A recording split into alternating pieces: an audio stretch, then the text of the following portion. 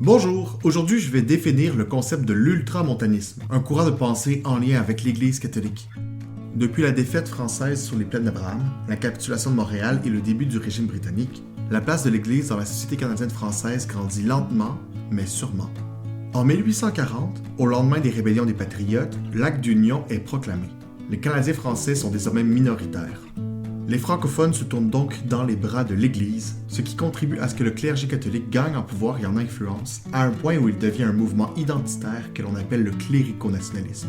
Cette identité se forge autour de la mise de l'avant de la langue française, de la religion catholique et du retour aux valeurs traditionnelles. Toujours dans les années 1840, le clergé gagne en vigueur grâce à l'ultramontanisme qui affirme que l'Église doit être supérieure à l'État.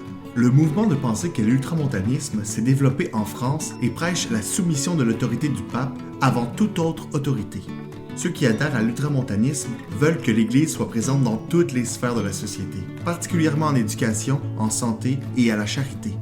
Dans la vie quotidienne de la population, l'ultramontanisme a un impact réel. Par exemple, pour s'assurer que la population ne lise que des livres jugés convenables selon le clergé, l'Église publie une liste de livres interdits qu'on appelle l'index. Autre exemple, lors des élections, les prêtres influencent les fidèles en leur disant pour qui voter.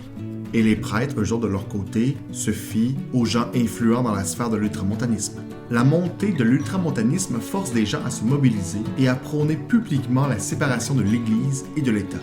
Ce mouvement est nommé l'anticléricalisme et regroupe plusieurs membres du Parti rouge. L'ultramontanisme trouve son apogée dans les années 1910 à 1950. Grâce à la Grande Guerre, les événements entourant la conscription de 1917 et la crise économique des années 30, l'Église catholique conserve sa mainmise sur la population, permettant aux clérico-nationalistes de perdurer dans le temps jusqu'à la fin des années 50.